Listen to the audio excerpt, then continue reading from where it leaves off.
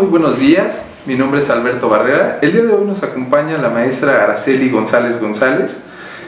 Estamos en su programa Pláticas en el Nido, Maestros Mexiquenses. Y como ustedes saben, este programa tiene como objetivo reconocer la trayectoria docente de algunos maestros destacados. Y bueno, en esta ocasión la maestra quisiera leer un poco. Ella es licenciada en educación primaria, estudió en la Escuela Normal de San Felipe del Progreso, también tiene una licenciatura en danza folclórica mexicana y tiene 18 años de experiencia como docente frente a grupo. Maestra, muchísimas gracias. Bienvenida a este programa. Gracias por permitirme estar en este espacio. Gracias, maestra. Bueno, pues yo leía su ficha que nos hizo a favor de hacer llegar y me llamaba mucho la atención toda esta historia que hay detrás de su elección para ser docente. ¿Nos puede relatar un poco cómo fue? Sí, con mucho gusto.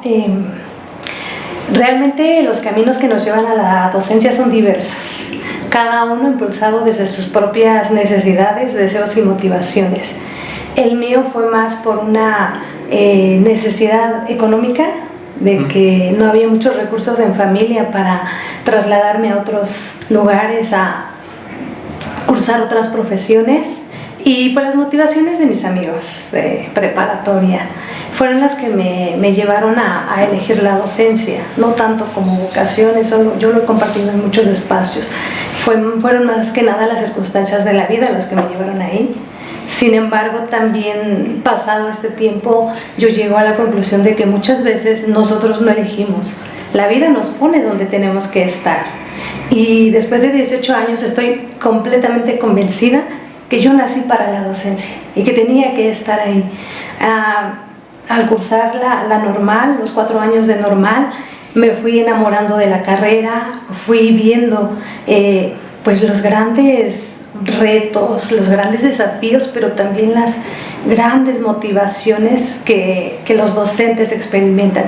Y al entrar al campo de trabajo, pues todavía más, ¿no? La convivencia con los niños, ver sus necesidades, ver el afecto que nos prodigan a los docentes, pues realmente me enamoró, y decir, de aquí estoy y pues vamos a hacerlo. Ok, maestra, muchas gracias por compartirnos estas palabras. Y bueno, cuando usted egresa, llega a la Escuela Miguel Hidalgo en el municipio de San José del Rincón. ¿Cuáles son los retos en esta escuela, los principales retos que usted se acuerda que enfrenta? Pues lo que pasa es que en los estudios normalistas pues nos enfocamos mucho a la parte teórica, también la parte práctica. Sin embargo, la mayoría de escuelas en las que yo estuve desarrollando mis prácticas de observación, ya mis prácticas pedagógicas, fueron en ámbitos de contextos urbanos o semiurbanos. Al llegar yo a esta escuela de una comunidad rural, cambia totalmente el contexto. Entonces va uno con ideas de lo que ya vivimos, pero esto es algo totalmente desafiante en el sentido de que sí se da la educación por obligatoriedad. Los padres mandan a los pequeños a la escuela, ellos dentro de sus posibilidades dan apoyo al docente. Sin embargo, hay mucha carencia de estimulación temprana. Los niños llegan en condiciones precarias en el sentido de que su mundo es limitado en cuanto a la intervención a conocer otros contextos. Entonces realmente tenemos que trabajar muchísimo esa parte de la psicomotricidad fina, la psicomotricidad gruesa, la imaginación, la creatividad, todo lo que implica la estimulación temprana, despertar los sentidos, prepararlos para el aprendizaje, que sería lo ideal. Y ahí hay que empezar con ellos pues desde situaciones muy atrasadas, no porque ellos no tengan la capacidad o porque no sean inteligentes, no han sido estimulados. Cuando uno empieza a meterse en ese proceso de estimularlos, de hacer que ellos observen, que ellos se sorprendan de lo que ven, de lo que escuchan, de lo que uno dentro de nuestras posibilidades les podemos llevar, empiezan a despertar esos cerebros, y eso es lo que a mí me apasiona, cuando empiezo a darme cuenta del asombro que les causa a ellos el aprendizaje, cuando no hay necesidad de palabras, con sus ojitos me dicen, ya lo entendí, ya lo capté, sí, ya sé de qué está hablando, por ejemplo, ¿no? Entonces, afortunadamente, no sé, me ha tocado trabajar con los más pequeños, la mayor parte de mi trayectoria con los más pequeños, empezar con ellos, inducirlos al mundo del aprendizaje formal, por decir, la escuela, y es algo maravilloso, en verdad. Ok, y bueno, con esto que nos comparte, ¿qué podemos hacer los padres de familia para estimular a los niños, ¿no? Sobre todo que pasan de preescolar a primaria, a ayudarles a desarrollar sus sentidos? Y sobre todo, seguramente algo que muchos papás tienen es que encuentran dificultades porque pues el niño se queda llorando, etcétera. Es un cambio importante. Entonces, ¿cuáles son los consejos para que los padres de familia puedan facilitar a los docentes esa transición? Es que es cuestión de cambiar la idiosincrasia de una sociedad. En las comunidades rurales, por necesidades económicas o simplemente por una forma ya de vida, se enfocan mucho al trabajo en el hogar, al trabajo pues para buscar un sustento. Sí, les comento, llevan a cabo esa parte de acompañamiento a la educación, pero no de una manera óptima o ideal como se requiere. Muchos de ellos nos apoyan, intentan apoyarnos, sin embargo carecen a veces de elementos para hacerlo. Lo que yo hago es que doy clases abiertas a los padres de familia, donde pues socializamos las actividades que, por ejemplo, voy a dejar para que realicen en casa, y les digo de qué manera, de qué proceso, les doy ideas de cómo lo pueden hacer para que sea más efectivo, porque les decía yo, si el trabajo no reúne las características que se requieren o que estoy solicitando en la escuela, no tiene caso que lo hagan. Entonces es abrir la escuela a los padres de familia, incluirlos, clases abiertas, donde ellos vean cuáles son los procesos que nosotros ejecutamos en el aula, cómo trabajamos con sus pequeños, cómo los estamos induciendo al aprendizaje, y los papás lo hacen. A mí me dan muy buenos resultados las clases abiertas, y los padres se acercan y me dicen, maestra, denos más clases, ya sabemos cómo enseñarles a nuestros niños. En el periodo de pandemia pues fue así realmente, ir guiando a los padres cómo se trabajarían las actividades en casa, mediante videos cortos, mediante videos bajados de la web, otros que hacía en casa, tomando como monitor a mi niña, que más o menos estaba en la edad, y la verdad es que nos entendimos muy bien, hubo buenos aprendizajes, pero siempre es trabajar en acompañamiento con los padres, darnos esa confianza, no estarnos solamente viendo para reclamos, para de qué hago, qué no hago, en qué me falló, no, sino en ese ámbito de vamos a ver cómo los apoyamos, cómo nos ayudamos y cómo juntos, todos estos adultos que estamos alrededor de estos pequeños, los vamos a ir guiando. Eso es lo medular para esta parte. También tiene que ver mucho la situación de las políticas públicas encaminadas a educación. Afortunadamente ya se incluyó la educación inicial dentro de ese proceso de la educación básica, pero está en el documento. En las comunidades, sobre todo las más alejadas, como es San Felipe de Jesús, pues no existe la infraestructura, no existen los edificios, los medios para que haya una escuelita de educación inicial, que tendría que ser la base de la que parta todo el sistema educativo. En verdad, niños que no han sido estimulados en esa edad de 0 meses a 5 años van a tener más desafíos al enfrentarse a la educación formalizada, porque es cuando el cerebro está en su apogeo de aprender, de observar, de insertarse en el contexto. Entonces, en verdad, una invitación, una exhortación a nuestras autoridades: echémosle ganas, apuntémosle a la educación inicial para potenciarla e ir cambiando esa mentalidad en los padres de familia, porque allá en las comunidades lo ven como no hace falta. Incluso el preescolar, no cursan los 3 años de preescolar, los mandan el último año, cuando estamos dejando pasar una etapa de vida primordial para preparar al cerebro humano para el aprendizaje. Gracias, maestra. Y bueno, esto que usted señala, yo lo veía en las notas, ¿no? Que también los docentes han confiado en usted, en su labor frente a grupo, ha dado algunos cursos en los centros de maestros y también se le han delegado, ¿no?, funciones dentro de la estructura sindical. Entonces, en algunos momentos. ¿cómo ha sido esa experiencia? ¿Cuáles han sido los cursos que usted ha dado?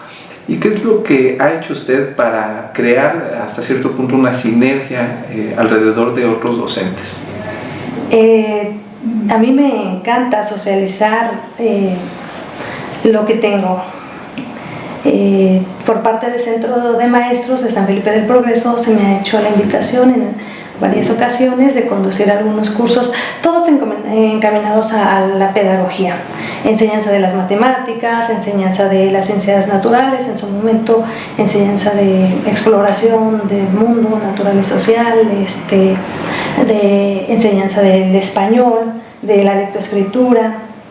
Entonces lo he hecho con mucho gusto, compartiendo con los compañeros docentes, bueno, de acuerdo a su experiencia, los comentarios que ellos me hacen, pues les agrada la manera en que compartimos, siempre en esa situación de camaradería, de no soy yo la sabelo todo, aquí se hace entre todos, todos opinamos, entre todos vamos construyendo lo que va a surgir de este curso, de este taller.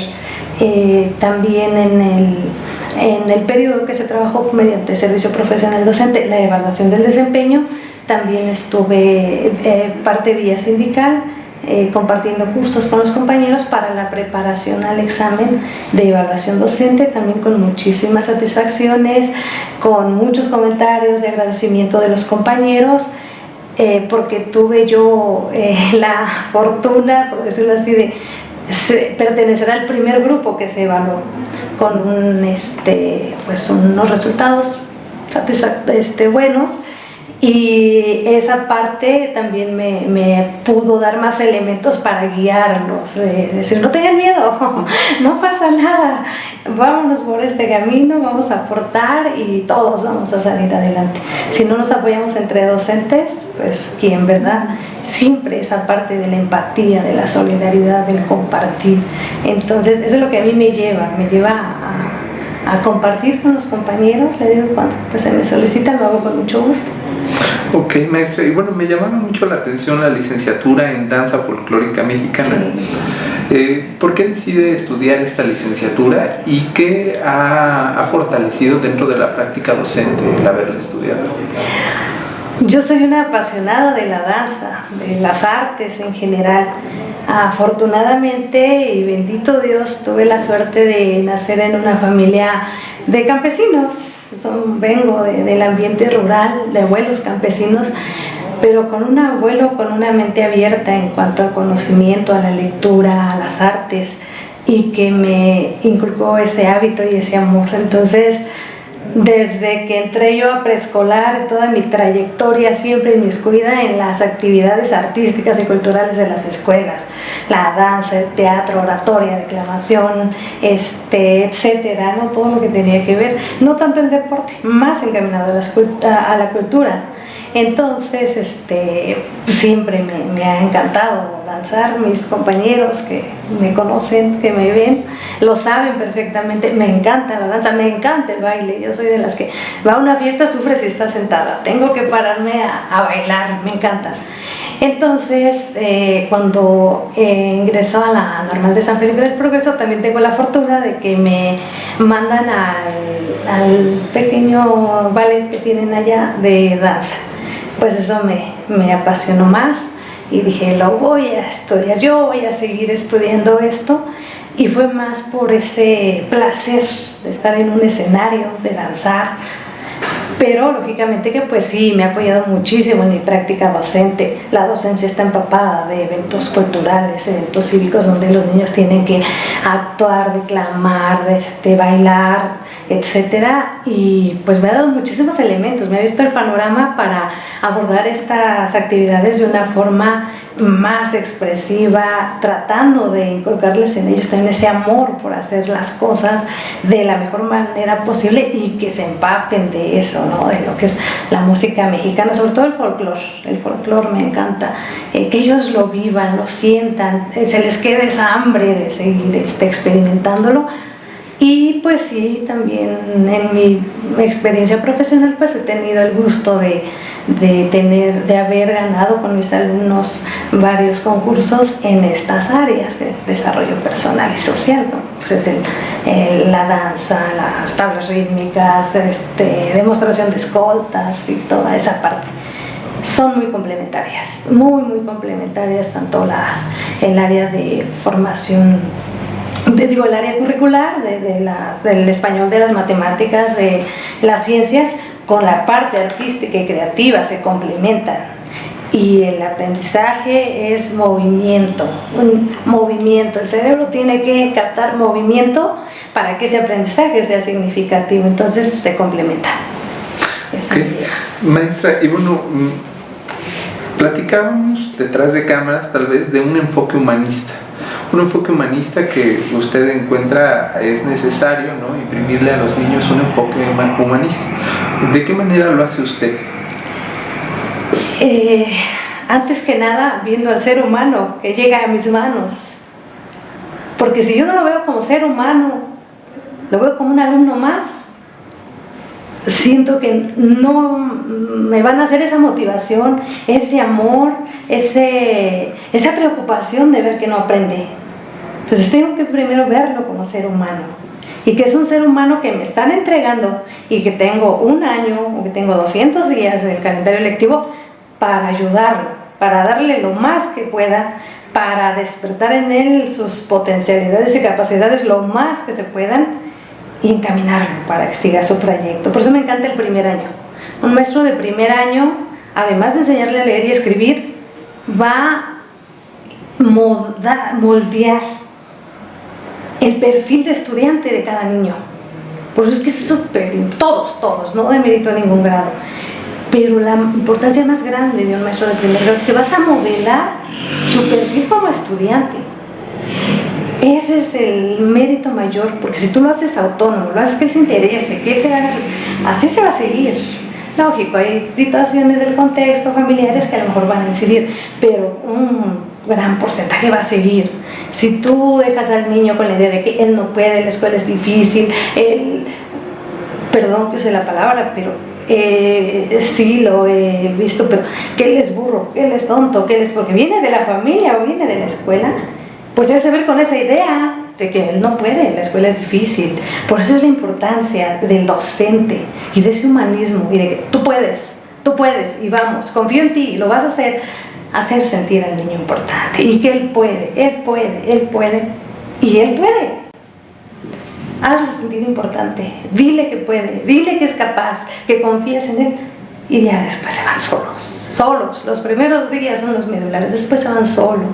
Yo lo he podido evidenciar y eso es lo que me incita a seguir modelando esas mentecitas que llegan a mis manos. Es el compromiso que he asumido y pues que me empuja a seguir pensando en ellos, a preocuparme cuando no aprenden, a buscar, bueno, ya lo intenté de una forma, vamos a intentarlo de otra, y no se puede, pues de otra, vamos.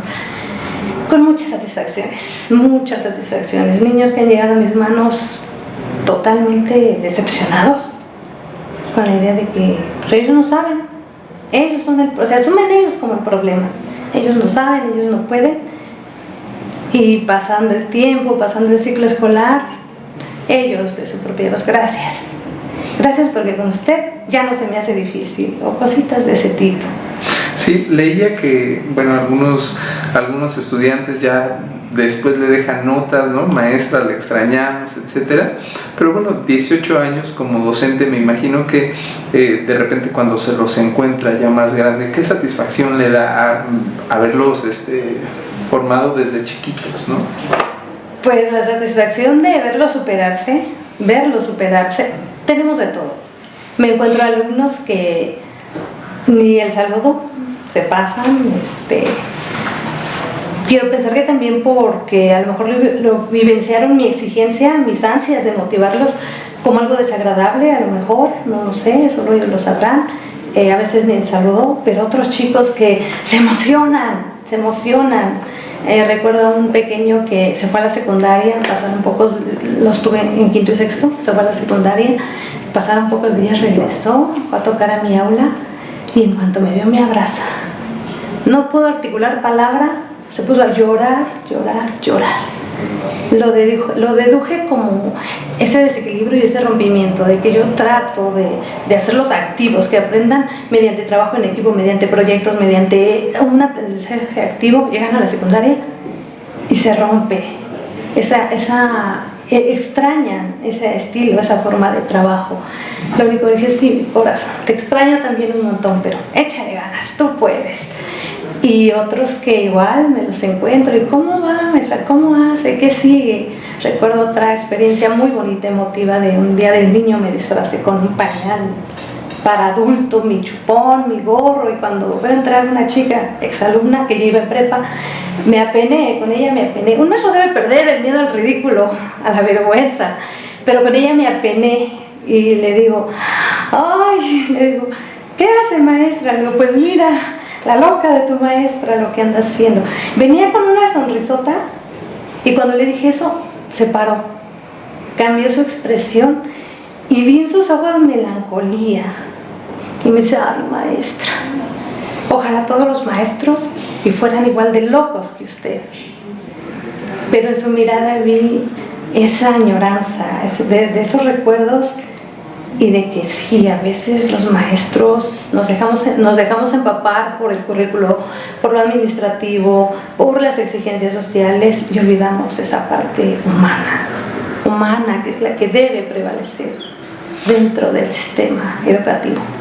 Maestra, bueno, nos ha contagiado de su energía, de su entusiasmo, y quisiera yo rescatar algo, ¿no? Usted decía las dificultades que tuvo para estudiar o para elegir la docencia, ¿no?, como una forma de vida. ¿Qué consejo les puede dar a otros docentes y a otros jóvenes que en estos momentos están eligiendo qué hacer y entre sus opciones está el ser maestro o maestra? Pues es una decisión fundamental, y cuando tengan ese ímpetu, ese anhelo, primero convivan con niños, porque el estar en un aula es volver a ser niño, tratar de ponerse en el papel de los niños. ¿Qué les gusta hacer a los niños? ¿Qué no les gusta? ¿Cómo aprenden los niños? ¿De qué platican los niños? Primero, un acercamiento previo, no sé, los niños de la familia, los niños de su contexto, del vecindario, no sé. Primero convivir con los niños. Hay que tener una tolerancia de un santo. Hay que estar dispuesto a dejar de lado la propia familia, los propios hijos, por estar pensando en cómo voy a solucionar lo de mis alumnos. Es entrega, es dejar de ser tú muchas veces por ellos. Entonces, si tienen eso, si les encanta convivir con niños, tener la paciencia de un niño, adelante, y si no, mejor buscar otras opciones, ¿no? Ok, bueno, maestra Araceli, yo la felicito y le agradezco Muchísimas mucho gracias. el que nos haya transmitido todas estas vivencias, ¿no? Es usted una gran maestra. Ay, bueno, a veces digo, es pecar de presunción decirlo yo, ¿no? A mí me llenan los comentarios de los alumnos, de los padres de familia, de compañeros que han ido a observar mi práctica, que en algún momento me dicen, maestra, si yo gestiono que vengan maestros de mi zona a observar su clase, lo haría. Adelante, pues para eso es, para compartir. También tengo defectos, también tengo problemas, áreas de oportunidad, pero bueno, estoy en camino, en búsqueda de seguir aprendiendo, mejorar mi práctica y pues hacer unos niños felices, antes que unos alumnos, pero buenos, unos alumnos felices. Lo demás viene en consecuencia. Gracias, maestra. Al contrario, muchas gracias. Muchas gracias, los invitamos a continuar viendo estos programas y seguir reconociendo a maestras y maestros mexiquenses. Edomex. Decisiones firmes, resultados fuertes.